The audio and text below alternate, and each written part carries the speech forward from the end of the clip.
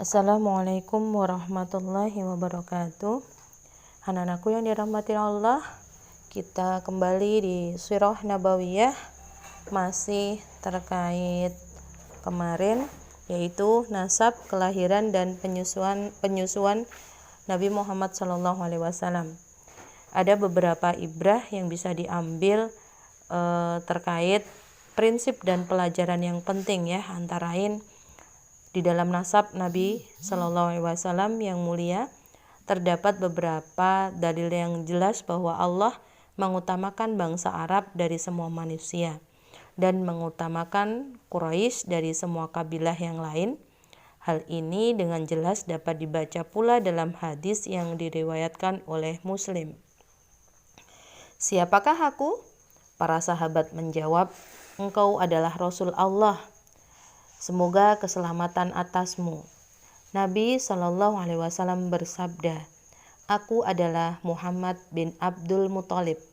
Sesungguhnya Allah menciptakan makhluk atau manusia, kemudian Dia menjadikan mereka dua kelompok, lalu menjadikan aku dalam kelompok yang terbaik. Kemudian Allah menjadikan mereka beberapa kabilah dan menjadikan aku di dalam kabilah yang terbaik. Kemudian Allah menjadikan mereka beberapa rumah dan menjadikan aku di dalam rumah yang terbaik dan paling baik jiwanya. Jadi ketahuilah bahwa di antara konsekuensi kita mencintai Rasulullah ialah mencintai kaum dan kabilah di mana Rasulullah lahir. Jadi bukan dari segi individu dan jenis, tetapi dari segi hakikat semata. Ini karena hakikat Arab Quraisy telah mendapatkan kehormatan dengan bernasabnya Rasulullah SAW kepada kabilah tersebut. Yang kedua, bukan suatu kebetulan jika Rasulullah dilahirkan dalam keadaan yatim. Kemudian tidak lama kehilangan kakeknya juga, sehingga pertumbuhan pertama kehidupannya jauh dari asuhan bapak dan tidak mendapat kasih sayang dari ibunya. Allah telah memilihkan pertumbuhan ini untuk nabinya karena beberapa hikmah.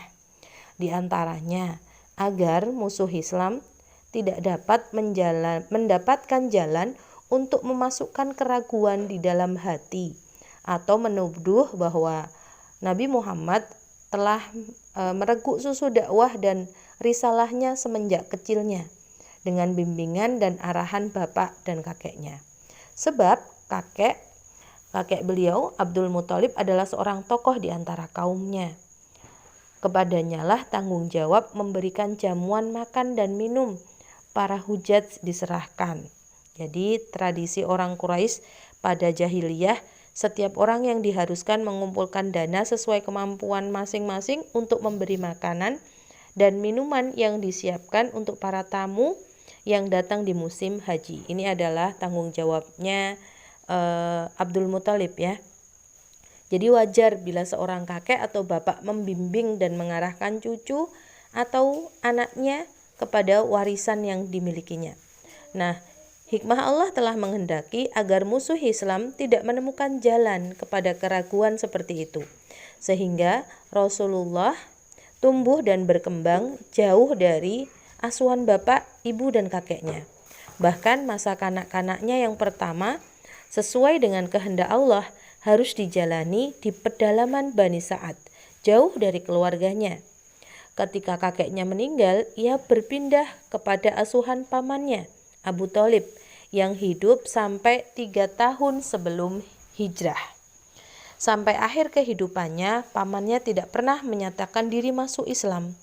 Ini juga termasuk hikmah lain, agar tidak muncul tuduhan bahwa pamannya memiliki saham di dalam dakwahnya Rasulullah, dan bahwa persoalannya adalah persoalan kabilah, keluarga, kepemimpinan dan kedudukan. Demikianlah Allah menghendaki agar Rasulnya tumbuh sebagai yatim, dipelihara oleh inayah Allah semata, jauh dari tangan-tangan yang memanjakan dan harta yang membuatnya hidup dalam kemahagahan. agar jiwanya tidak cenderung kepada kemewahan dan kedudukan. Bahkan agar tidak terpengaruh oleh arti kepemimpinan dan ketokohan yang mengitarinya. Sehingga orang-orang akan mencampur adukan kesucian nubuah dengan kemegahan dunia. Dan agar orang tidak menuduhnya telah mendakwahkan nubuah demi mencapai kemegahan dunia. Itu mungkin 2 hikmah yang bisa Ustazah sampaikan. Ada beberapa hikmah yang lainnya insya Allah kita bahas pada pertemuan berikutnya. Assalamualaikum warahmatullahi wabarakatuh.